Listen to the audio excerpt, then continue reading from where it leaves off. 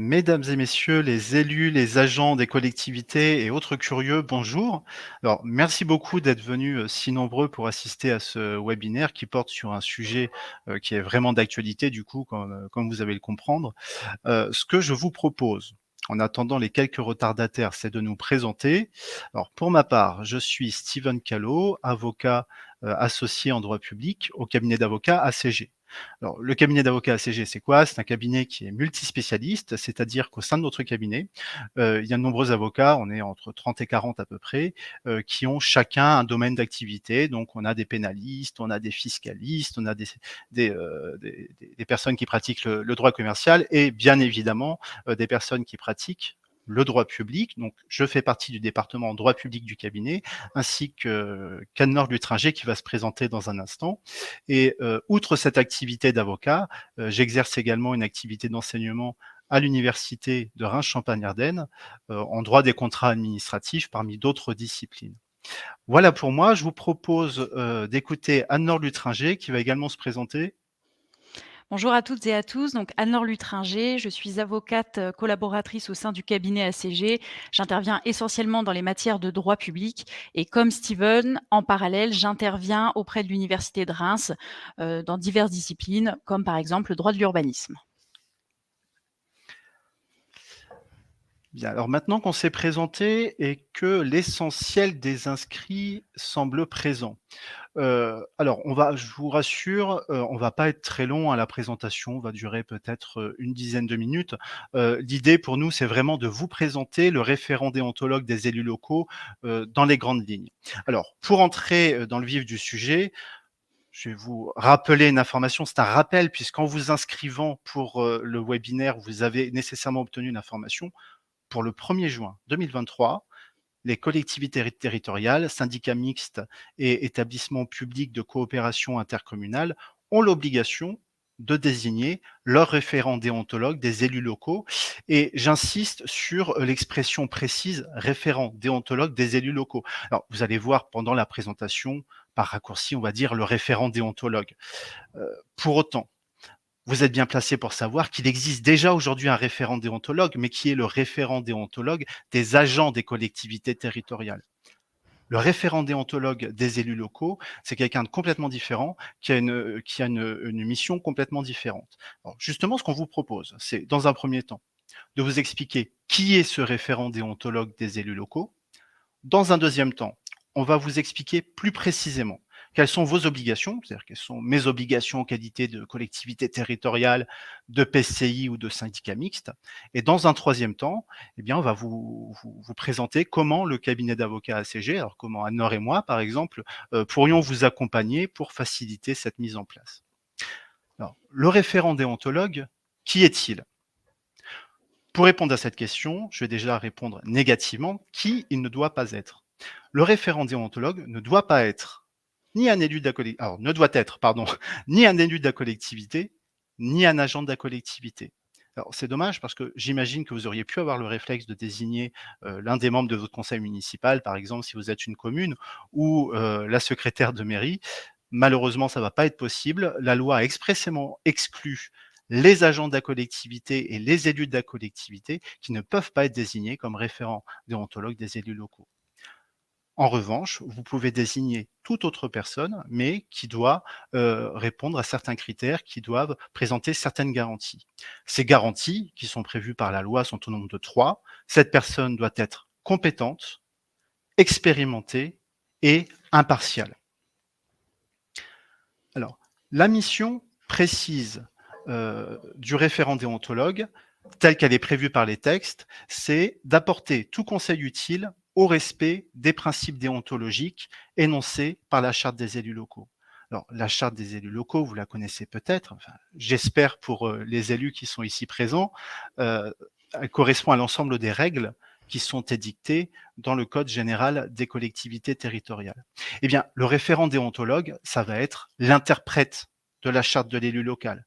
Ça va être l'interlocuteur des élus locaux pour bien appliquer, pour bien interpréter cette charte qui comporte un certain nombre de principes. Et parmi les principes essentiels qui sont contenus dans cette charte, il y a ceux qui s'affichent sur votre écran, le principe d'impartialité, le principe de diligence, le principe de compétence, le principe de probité, d'intégrité et enfin, l'interdiction des conflits d'intérêts. Vous l'avez bien compris, le référent déontologue, en réalité, sa mission, ça va surtout être d'orienter les élus sur les 2 principes qui sont l'impartialité et le conflit d'intérêts, qui constituent véritablement ceux qui sont susceptibles de présenter le plus de difficultés pour l'élu local.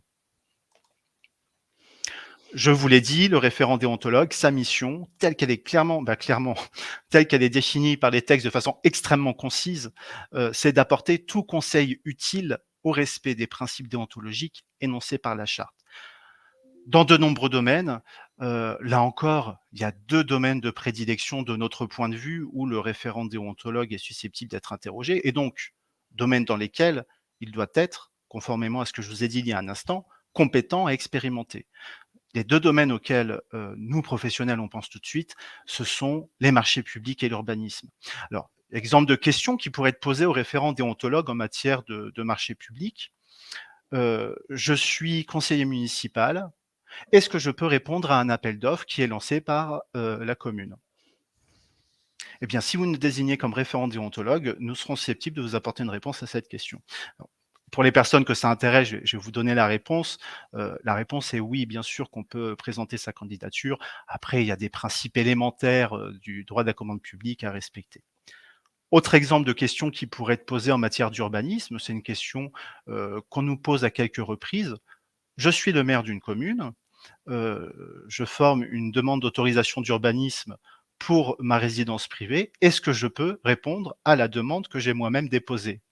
Là encore, il y a une réponse très précise, qui est prévue d'ailleurs par le code général des collectivités territoriales, et le code de l'urbanisme, que le référent déontologue, a la possibilité, de vous apporter s'il est saisi pour répondre à cette question. Donc, voilà dans les grandes lignes quelle est la mission du référent déontologue que vous devez désigner. Vous l'avez compris, heu, il est là pour aider les élus des collectivités territoriales, des syndicats mixtes. Il est pas là, il faut pas le percevoir vraiment comme une charge complémentaire. En réalité, il va être là pour, vous soulager, pour pouvoir répondre à une question que vous avez sur la régularité d'une opération que vous êtes en train de mettre en place, sur la régularité d'une délibération que vous envisagez. Il sera véritablement une sécurité, pour l'élu local, qui pourra être rassuré dans la mise en place de sa procédure. Maintenant que je vous ai présenté qui était le référent déontologue, vous propose d'écouter Anne-Laure qui va vous expliquer quelles sont clairement vos obligations. Alors, à ce stade, vous avez 2 obligations principales. La première obligation, ça va être de désigner votre référent, déontologue par délibération. Donc, si plus tard vous décidez de renouveler les fonctions de ce référent, ce sera également par délibération. Donc là, à cette occasion, vous allez devoir définir les modalités de saisine de votre référent. Pour que ce dispositif fonctionne, il est important que les élus aient recours au référent déontologue. Pour cela, il va falloir porter à leur connaissance l'existence du référent déontologue et les modalités pour le saisir. Alors, la désignation du référent déontologue. La première étape, sélectionnez votre référent déontologue. Alors, une première précision, c'est que la fonction peut être mutualisée. Donc, on peut très bien imaginer plusieurs collectivités qui décident de recourir au même référent déontologue. Dans ce cas, on va avoir des délibérations concordantes. Le référent déontologue, ça peut être une personne, mais ça peut être également un collège de personnes. Dans ce cas, vous avez une obligation supplémentaire qui est d'établir un règlement intérieur pour définir les modalités d'organisation, de saisine de ce collège de référents déontologues. Votre délibération va devoir, en complément, comprendre un certain nombre d'informations pour cadrer les modalités d'intervention de votre référent. Premier élément à définir, la durée. Pendant combien de temps vous désignez, ce référent déontologue? Alors ici, c'est à vous de déterminer cette durée. Les textes ne disent rien sur le sujet. Il faut que ce soit une durée qui permette d'assurer une certaine stabilité. 2-3 ans, ça semble être, de notre point de vue, un délai, intéressant. Ensuite, la délibération va devoir apporter la réponse à un certain nombre de questions. Comment je saisis mon référent déontologue? Sous quelle forme le référent déontologue va-t-il rendre son avis? Donc pour les modalités d'examen, Il est important de préciser au sein de votre délibération le délai dans lequel l'élu va rendre l'avis, enfin, le référent déontologue va rendre l'avis, à l'élu qui l'a préalablement sollicité. Pour l'indemnisation, elle se fait sous forme de vacation et elle est plafonnée à 80 € par saisine. Alors, petite précision, si vous décidez de recourir à un collège, de déontologues, là, dans ce cas, il y a une petite différence. C'est un montant, de 200 € par demi-journée et par personne. Donc voilà les principales informations qui vont devoir ressortir de votre délibération. Il faudra donc préciser la durée, modalité de saisine, modalité d'examen et rémunération, étant précisé que seule la rémunération est véritablement encadrée par les textes. Permettre aux élus d'y avoir accès, donc rappeler ce que je vous disais tout à l'heure, l'existence de ce référent et surtout, en tant qu'élu, je dois savoir comment le consulter. J'ai une question à poser, par quels moyens? Par voie dématérialisée? Est-ce que c'est, notamment si vous utilisez un collège de déontologie, est-ce qu'il y a une journée dédiée qui est mise en place? Rappeler également, c'est important pour la confiance qui doit s'instaurer entre, l'élu et son référent déontologue, que le référent est tenu au secret professionnel et à la discrétion professionnelle. Donc les échanges entre l'élu et le référent sont confidentiels. En tout cas, le référent, lui, ne peut pas communiquer, sur la question qui lui a été, posée et révéler des informations, qu'il tient de l'élu. Il faut également que les modalités de saisine soient simples pour faciliter le recours au référent déontologue. Alors justement, comment, par exemple, ACG peut vous aider dans la désignation de ce référent déontologue? Et je laisse Steven reprendre la main. Steven, ton micro. Merci, c'est les aléas du direct. Merci Anor. Alors, je vais être très rapide, vous allez comprendre pourquoi. Comment peut-on vous aider? Ben, tout simplement en faisant presque tout pour vous. Je dis presque tout, parce qu'on ne peut pas voter les délibérations à votre place, vous imaginez bien. En revanche, ce qu'on peut faire pour vous, eh ben, c'est rédiger le projet de délibération, la notice, rédiger la notice de présentation détaillée, l'établissement du dossier documentaire, l'établissement de la procédure de désignation du référent déontologue et tout ça gratuitement, sans contrepartie financière. Heu, le seul moment où vous auriez à nous payer si vous nous désignez comme référent déontologue des élus locaux, c'est conformément à ce que vous a dit maître Lutringer il y a quelques instants, c'est-à-dire que en qualité de référent déontologue, heu, on ne vous adresserait une facture de 80 € que par sollicitation. Et absolument rien d'autre. C'est-à-dire que le référent déontologue ne peut vous demander de lui régler absolument aucune autre prestation que sa saisine plafonnée à 80 €, sans plus. Donc, on en a terminé avec la présentation. Vous avez vu, je vous avais annoncé 10 minutes, ça fait à peu près 12-13 minutes. Ce que je vous propose maintenant, c'est que nous répondions à vos questions et j'ai vu tout à l'heure une question, au sujet du collège. Donc Anne-Laure, je te propose d'y répondre. Ce que tu as entendu par personne pour le collège?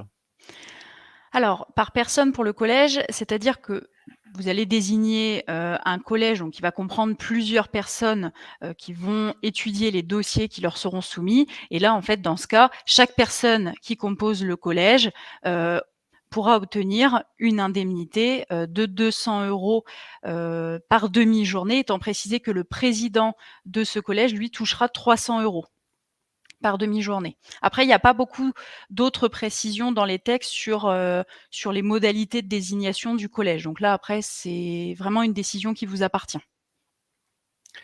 Alors, nous avons également une question sur le contrat. Faut-il conclure un contrat si on vous choisit comme référent déontologue? Et y a-t-il un coût fixe annuel qui s'ajoute au prix forfaitaire de 80 € à chaque consultation?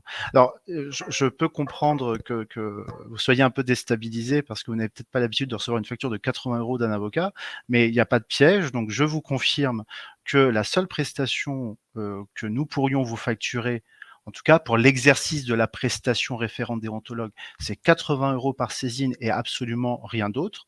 Et bien sûr, un contrat serait conclu entre le cabinet et la collectivité qui nous désignerait. Mais la seule mention qu'il y aurait sur le contrat, c'est 80 € par saisine et rien de plus, au titre de l'exercice de la mission référent déontologue. Alors nous avons une autre question. Est-ce que si je demande une consultation à mon référent déontologue, ça empêchera que je sois poursuivie en justice si j'ai montré que j'ai suivi l'avis formulé? Alors non, pas nécessairement. Même si vous avez appliqué correctement le droit et qu'il n'y a pas eu de difficulté particulière, par exemple dans la mise en œuvre d'une procédure, rien n'empêche que vous soyez attaqué. Pour autant, et je rebondis sur ce que vous disiez, Steven, tout à l'heure, c'est une mesure de protection, donc ça sera intéressant de démontrer que vous avez consulté, pris, le conseil auprès de votre référent déontologue pour agir au mieux. On a une question également sur la date du 1er juin 2023. Si on le désigne après, n'y a-t-il pas de sanctions prévues par les textes? Alors ça, c'est quelque chose de très fréquent dont bénéficient les personnes publiques, un peu moins les personnes privées. Heu, il y a une date butoir, certes, mais vous avez raison de poser la question, il n'y a pas de sanction. Alors j'ai envie de dire, il n'y a pas de sanction directe. Il n'y a pas un texte législatif ou réglementaire, suivant lequel, en cas de dépassement du délai ou de non-respect du délai, telle sanction serait prévue. Il n'y en a pas. En revanche, d'ailleurs, c'est un lien avec, la question à laquelle Anne-Laure vient de répondre. En revanche, s'il s'avérait qu'une délibération a été adoptée en méconnaissance d'une règle élémentaire d'impartialité en matière de commande publique, par exemple, bah, ce sera un peu plus compliqué pour le maire d'aller se défendre après devant le tribunal correctionnel. Lorsque le procureur expliquera que la commune avait l'obligation de mettre en place une sécurité, hein, qui vous est apportée par le référent déontologue, que vous aviez l'obligation de mettre en place, que vous n'avez pas fait, et ça sera beaucoup plus compliqué pour vous défendre. Donc non, il n'y a pas de sanction directe. En revanche, il s'agirait, à mon avis, d'un jeu dangereux. Donc clairement, c'est pas très grave si vous avez quelques jours ou quelques semaines de retard. Si vous n'avez pas désigné de référent en décembre 2023, ça risque d'être un petit peu gênant en cas de litige. Alors, prochaine question, ma commune a déjà un avocat, est-ce que je dois en changer si je vous demande d'être référent déontologue? Alors non, ce n'est pas parce que vous avez votre conseil habituel que vous ne pouvez pas nous désigner en tant que référent déontologue, ça ne pose aucune difficulté. Oui, effectivement, si vous signez un contrat avec nous en notre qualité de référent déontologue, nous ne sommes que votre référent déontologue. Après, de la même manière, hein, pour répondre à une question, si, vous n'avez pas d'avocat et qu'en plus vous souhaitez nous solliciter pour une consultation qui est étrangère, hem, au référent déontologue, bien sûr qu'on pourrait y répondre, mais dans ce cas-là, ce serait une autre saisine, ça ferait l'objet d'une autre convention d'honoraires, on en discuterait. Mais les 2 choses sont indépendantes. Heu, on a quoi comme autre les CCAS ou CIAS ont-ils également cette obligation de désignation? Donc Anne-Laure, tu me confirmes, mais non, normalement, c'est pas normalement, les textes parlent des collectivités territoriales, des syndicats mixtes et des EPCI. Tout à fait. Il n'y a pas les établissements les CIAS et CCAS sont des établissements publics, certes communaux, hein, on sait très bien que c'est le maire de la commune qui assure la présidence, mais les textes ne prévoient pas de référent pour, les établissements publics. Donc non. Alors, est-ce que l'élu peut saisir directement le référent? Quelles sont les modalités de suivi pour la collectivité qui paie la prestation? Comment on intervient dans ce cas? Alors, l'élu peut saisir directement le référent selon les modalités que vous aurez indiquées dans votre délibération. Donc, ça pourrait être par exemple par voie dématérialisée. Il pourrait contacter sur une adresse mail dédiée le référent déontologue. Ça peut être un échange téléphonique. Le principal, c'est à un moment donné d'avoir quand même peut-être une trace écrite de votre échange. Pour les modalités de suivi pour la collectivité, là, ça va dépendre de qui vous allez désigner comme référent déontologue. Par exemple, si vous désignez le cabinet ACG, tout ça va être prévu au sein de notre contrat et la prestation, par contre, doit être payée par la collectivité. Alors j'essaie de remonter, hein, pour être sûr qu'on n'ait oublié aucune question. Est-ce que nous allons recevoir le replay par mail et si oui, est-ce que je peux le transférer à d'autres élus que je connais? Alors je sais pas comment on va procéder exactement, mais ce que je sais, c'est qu'effectivement, il y aura un replay qu'on pourra vous communiquer. Alors est-ce que ce sera automatique? Je ne peux pas vous le garantir, mais dans le doute, vous pouvez nous adresser un courrier électronique, à l'adresse que vous allez avoir tout de suite, voilà, tout de suite sur votre écran. Vous pouvez nous adresser un courrier électronique et si vous n'avez pas reçu le replay spontanément, on vous l'adressera avec plaisir. I on a une question sur la circulaire des GCL. Moi, j'ai rien vu. Tu as vu quelque chose, J'ai rien Anna? vu passer à ce sujet, alors si jamais on revérifiera et puis éventuellement on pourra la transmettre, en même temps que le lien du replay. Alors, je vais vous dire, je pense qu'on l'aurait vu. En tout cas, on était au point des publications à mon au plus lundi au plus tard, parce qu'on sait qu'il y a pas grand-chose en la matière, hein, à part, quelques dispositions législatives, un décret et un arrêté, il y a pas grand-chose et je pense que s'il y avait eu une circulaire, on serait tombé dessus, mais bon, en tout cas, nous n'en avons pas connaissance.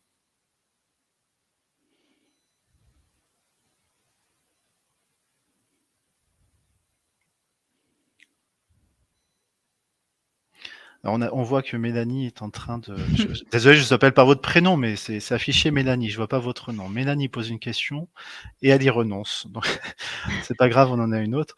Est-ce que l'avis rendu par le référent déontologue peut être rendu public ou au moins communiqué au conseil municipal? Bah, tu veux répondre, Anne-Laure? Tu avais travaillé sur ce sujet plus particulièrement, il me semble. C'est parti. Alors, le l'élu qui aura consulté le référent déontologue et qui aura obtenu un avis, lui, peut rendre public l'avis qui lui a été donné. Par contre, le référent déontologue, lui, ne peut pas communiquer sur la question qui lui a été posée. Pourquoi? Parce qu'il est tenu à l'obligation de secret professionnel et doit respecter la confidentialité. C'est un des éléments clés pour qu'il y ait une confiance, avec les élus. Ah ça y est, on voit la question que Magali Grenet posait tout à l'heure. Le référent déontologue ne doit-il pas vivre dans un département différent du nôtre? Non. En tout cas, j'ai vu absolument aucune disposition en ce sens. Alors, sous-entendu, c'est pas interdit de désigner un référent déontologue dans un autre département, clairement pas. Ceci étant dit, il n'y a pas de texte qui porte spécifiquement sur ce point. En tout cas, moi, j'en ai pas connaissance et encore une fois, hein, les textes, sont très faciles à parcourir. Il y en a que 3, hein, les dispositions législatives, un arrêté et un décret. Il y a aucune disposition en ce sens, hein, Anne-Laure, tu me confirmes? Je confirme.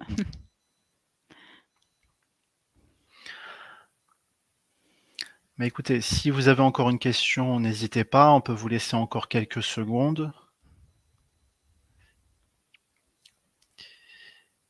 Et donc je vous confirme que vous aurez la possibilité donc de revoir ce webinaire qui est enregistré. Donc, soit vous recevrez un lien, soit on adressera un lien à l'ensemble des personnes qui étaient inscrites, soit vous nous adressez un courrier électronique et on vous l'adressera.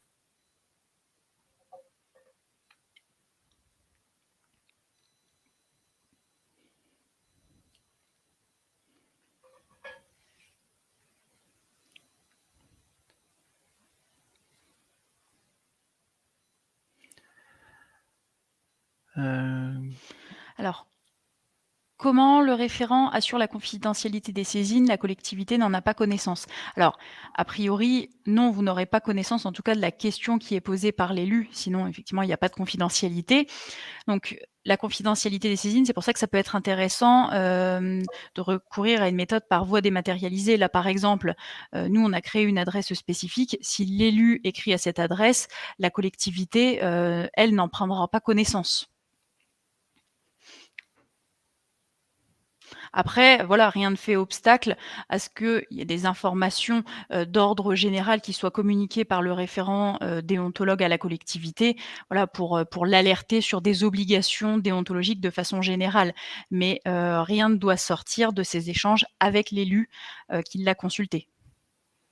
Alors après, c'est vrai que cette question, présente des subtilités parce qu'on n'a pas toutes les réponses à ce jour, hein. Les textes ne répondent pas à toutes les questions qu'on peut se poser. Ce qui est certain, c'est que l'élu doit avoir la garantie de la confidentialité, de la question qu'il a posée.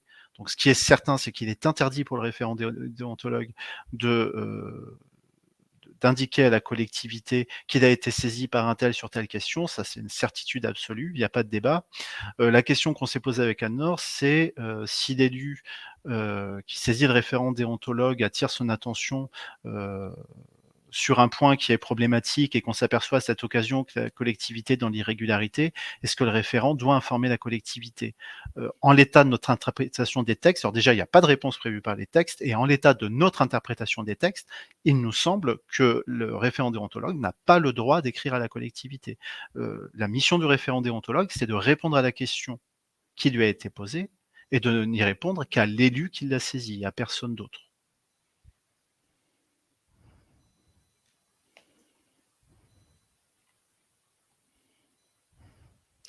Tu as une réponse, Anne-Laure, sur les syndicats mixtes fermés qui seraient concernés? Alors, je pense que ce point-là, il faudra qu'on le revérifie puisque, le décret, qui est venu préciser en fait les collectivités, syndicats mixtes et établissements publics de coopération intercommunale soumis, à cette obligation. Il y a un renvoi à un certain nombre de dispositions du code général des collectivités territoriales. En tout cas, c'est pas explicite à la lecture du décret. Donc, là, j'ai un doute, je préfère revérifier avant de vous donner une réponse.